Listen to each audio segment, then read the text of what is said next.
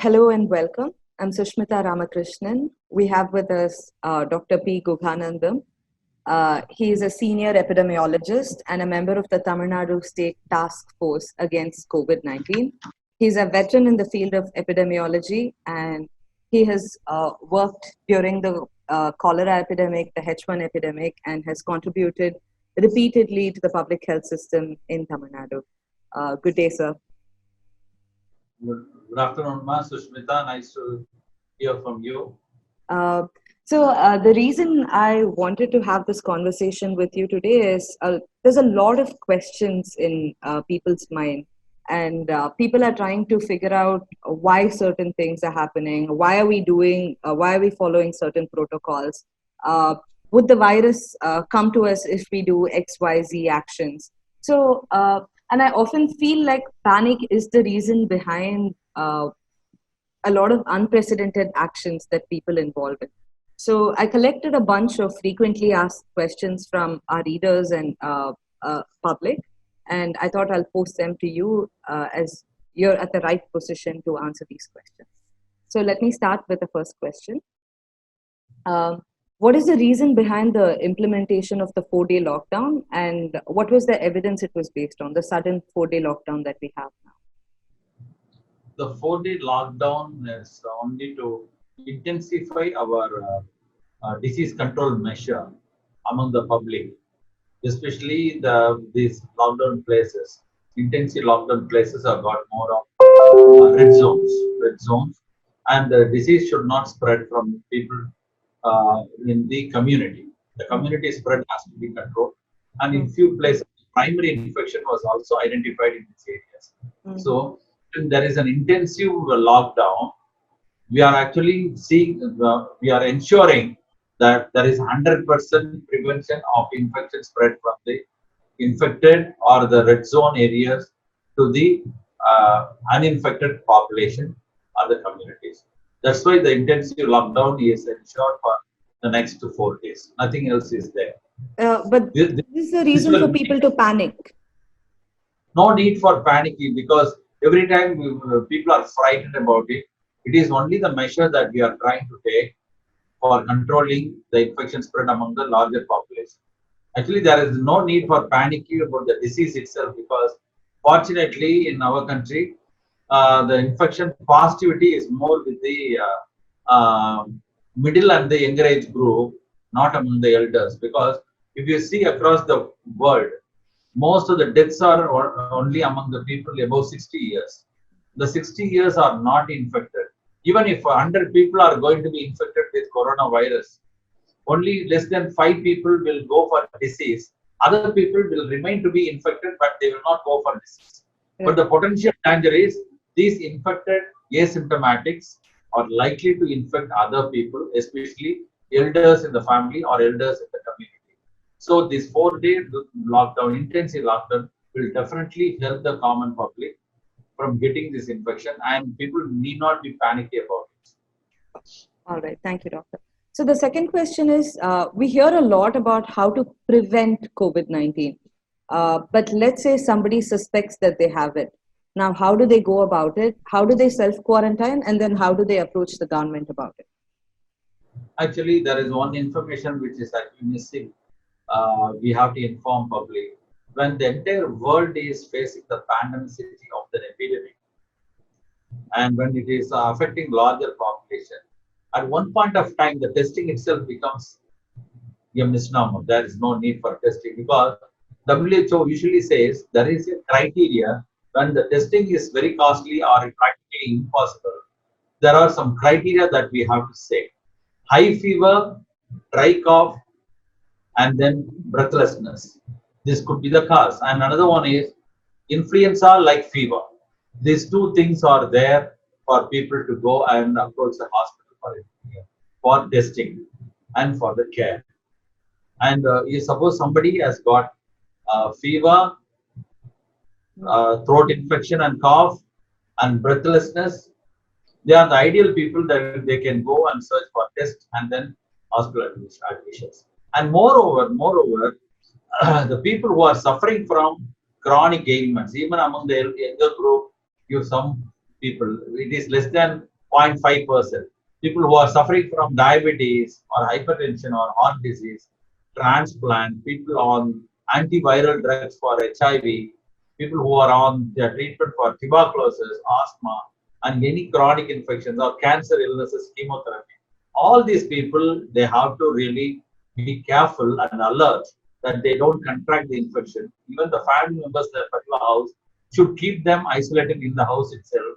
And if they are not under control, they have to be doubly cautious. And if it is getting worse, they can get themselves tested and get the hospital admissions. This is the way that we have to suspect about coronavirus as an infection. And also people who had the contacts with infected people, or people who had a travel, or people who are visiting the hospitals, and the hospital workers, the frontline healthcare workers, they are the people who are to be more concerned about. So let's say somebody has a minor cold or a cough, they shouldn't immediately think about getting tested. They should just go into isolation within No, their no, home. that's not so, Smita. Actually, when a common cold is there, and everybody in this country or any many part of the developing world, people will get a kind of contract influenza like infection at least 5 times a year. Okay, Mm. if somebody has got some sneezing and cold, dribbling of the nostrils and all that, without fever, without cough, without breathlessness, it is just a common thing. They have to wash their mouth and take some antihistamines and something like that, and they can keep themselves alive. And it is usually very, very unusual fever, without fever, cough and running nose and all these things with chest pain, breathlessness. Those people will have ordinary influenza like disease without fever. They need not worry about it. They can take their usual treatment from their uh, family physician, or they can really clean their throat and the nostrils and wait for some days. Okay. So now this is a problem that a lot of middle class families are particularly facing. Many of them live only in one bedroom houses or possibly even smaller houses. How to ensure social distancing in such a small space? Social distancing matters a lot outside the house. Inside the house, if there are elderly people, they have to be there. If there are sufficient number of rooms in the house, they could be kept in separate room. Mm. That's very, very important. And the people who are going around or going outside, they should not be contacting the elderly people at home, because the people who are moving around, even after the lockdown is removed or lifted, these elderly people should be kept in the house at least for another 2 months, Mm. because the epidemic will have this peak only in the middle of the next month. And Okay. then only there will be a decline in trend. As usual, naturally it will have a decline in trend. It cannot continue for several months. Right. Usually epidemics are there for 6 months minimum and maximum for 9 months. Among the 6 months, third to fourth month will be little peak, and that doesn't mean it is to be feared. Mm. And the social distancing at home, they have to keep themselves away. And if somebody is coughing and sneezing, they should put their mask in the house in this particular. Mm. When they come out of the house, like going to the shop and other places, which is really worrisome for me. And whenever it is open, they all gather together in the shops, or for the ration shop, or medical shop, or provision store, or vegetable store. There they should keep the distance of 1 meter. Mm. Right. This this is a social distancing they have to maintain outside the house. And in the house, it is difficult for the poorer classes. For example, the slum dwellers, slum Mm. tenements are only 1 or 2 rooms. Yeah. It is very difficult. They have to wear the mask. And if somebody, elderly people, they suffer with any problem, they can admit in the government hospital, which are very receptive for this kind of thing. For Right. example, Chennai Corporation, they are identifying the elderly people, giving them treatment for non-communicable disease like diabetes and hypertension. And if somebody is suffering from uncontrolled diabetes or hypertension, they pick them to go to the hospital and treat them also. Mm. So social distancing is difficult in a smaller house, Absolutely. but still they can maintain it. But outside the house, they have to be really careful. Mm. So you'd also mentioned this point about the peak of the epidemic coming somewhere mid next month. Uh, Now, is this associated with the idea of herd immunity, and what would that mean in the context of COVID-19 here? Actually, herd immunity, if the people are infected by a virus or a bacteria, usually it is the virus, people will develop the immunity by developing antibodies. Mm, There are antibodies which are developed against this infection, which protects them in future. mm, If that antibody is existing in large number of people, this this immunity is spread to the community in large, and especially the asymptomatics who are not going to infect them for others, the asymptomatics themselves can have antibodies, and the mm, asymptomatics will become the source of herd immunity.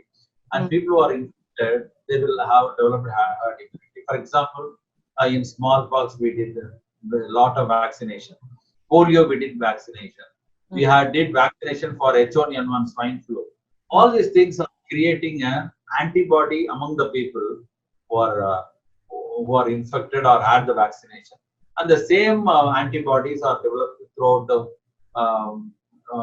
community, which mm, causes herd immunity.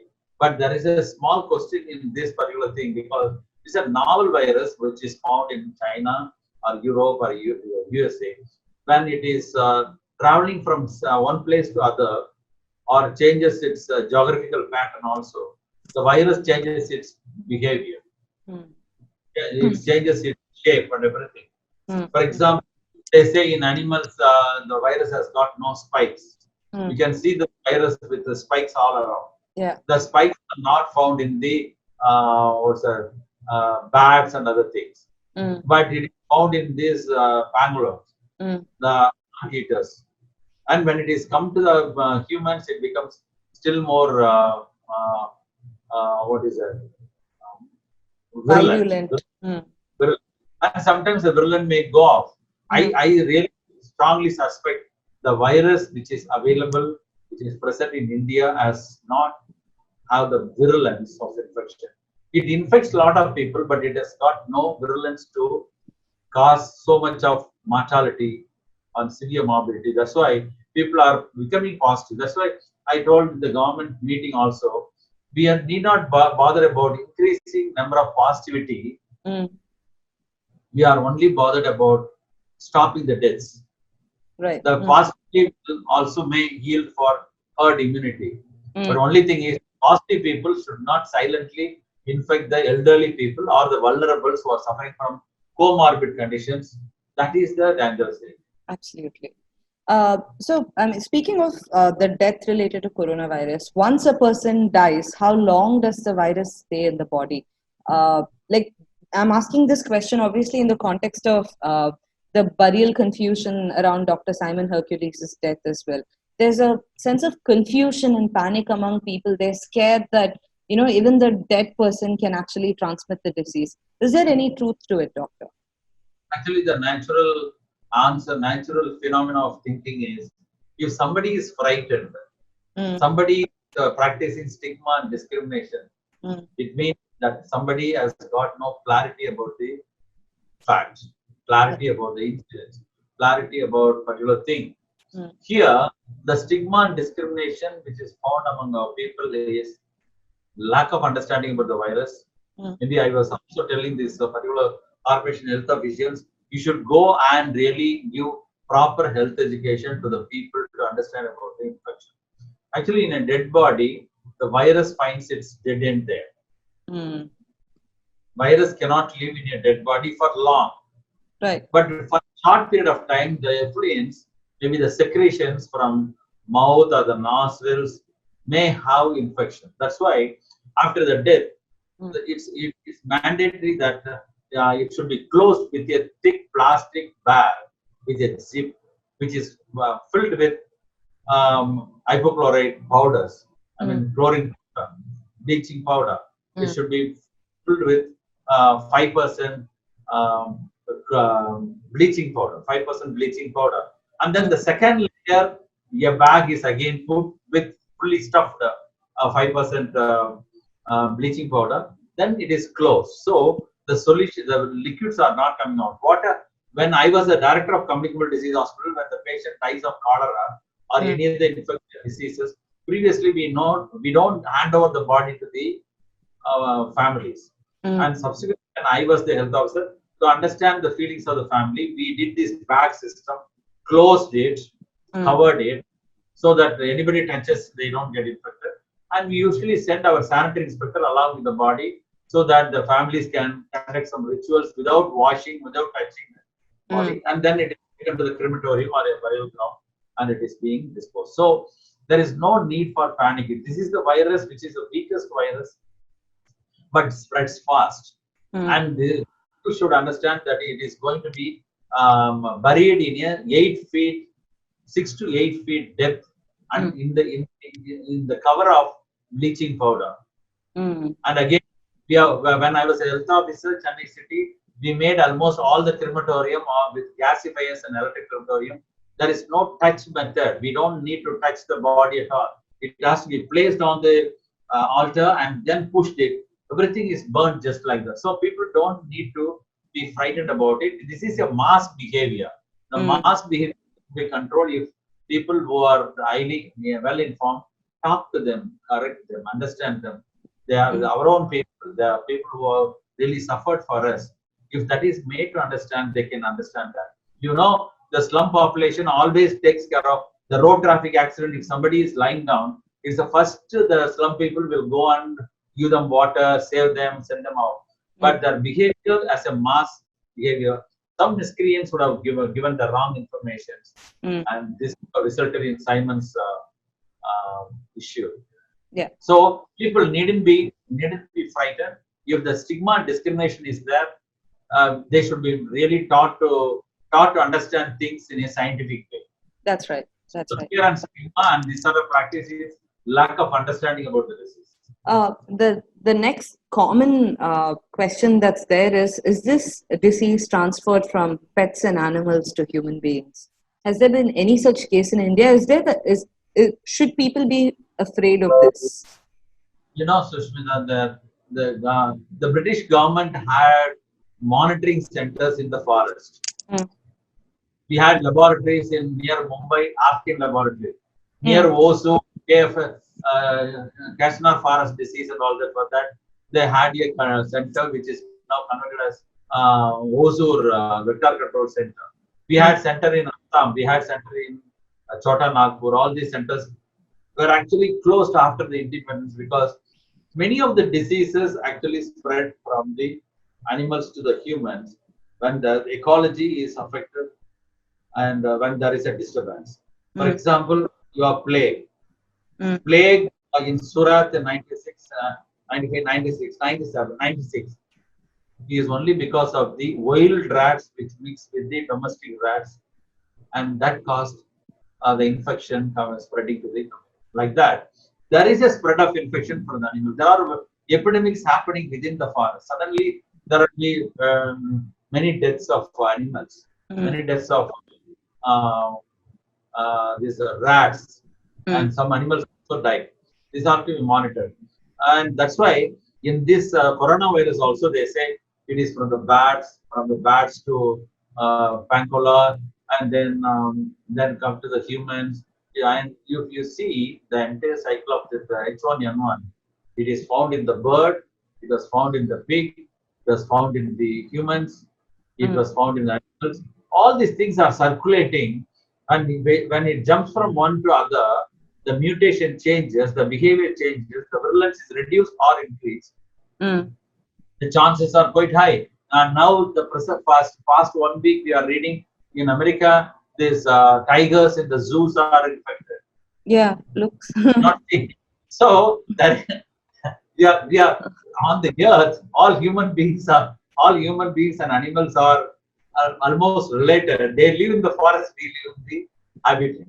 Right. And the chance of infection is quite high. From humans to cats and the tigers are infected, they say in America.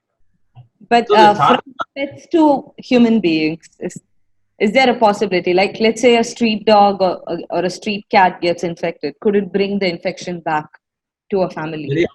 Very obviously, Sushmita, these street dogs bring your rabies In virus. COVID-19, COVID-19. COVID-19, the possibility is always there. I cannot say 100%, but Yeah. the chances of these animals infecting at right now, we don't have. And unfortunately, we have got a system, very bad system of monitoring these viruses in Mm, animals, humans. Even now, I am telling you, the our system, our medical colleges, our virology centers have to study the virus in India. We mm, cannot keep on imagining the same virus which was there in America, in China or Europe or America is here. right. It could be it could be a different state. We have to see the genomes of the virus and the behavior, Mm, and it has to happen. And now government of Tamil Nadu also asked a veterinary university to the famous virologists are really studying the genomes of this virus. mm, So when we have got the least information from the laboratories about the virology of the viruses, the study of virology of the viruses, we cannot categorically say the animals are not going to infect or animals are going to be infected by us. mm, Possibility is there, very much is there. That's why we have been telling you keep a distance from the pet animals, mm, right. street dogs. Mm, And coronavirus is not seem to be spreading through the pet animals right now. okay. Mm, right. The last question is obviously everybody is wondering if the lockdown comes to an end on May 3rd. There's a lot of, I'm also afraid that there'll be a lot of panic buying or people getting out in the streets by large numbers that may happen on May 3rd. But do we see the lockdown ending on May 3rd? And how should people react even if the lockdown is lifted on May 3rd? Actually, I appreciate our people that they amazingly they are highly disciplined to be there in the houses in spite of some 10% of the people are roaming around.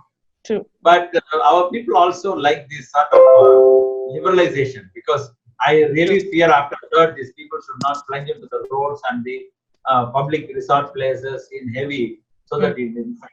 That's why government is also trying to insist upon curfew lifting with some condition. For example, the buses. mm, Buses should not be flooded with large number of passengers. mm, In fact, I suggested at least 30 to 40 people alone should travel in the bus. mm, The buses also are planning to give them mask and then a sanitizer and everything.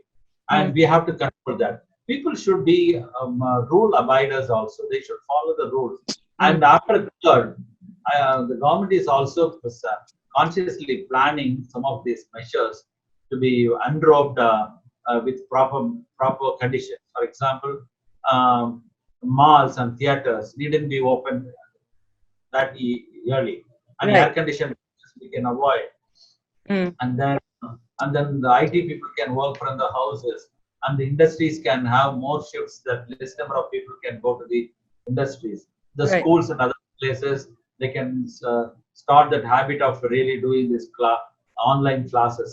They Right. can Mm, post because the life and this sort of thing, if you compare each mm, other, life is more important. So lot of things have to be controlled, and the mm, private hospitals have to be open with the usage of PPE.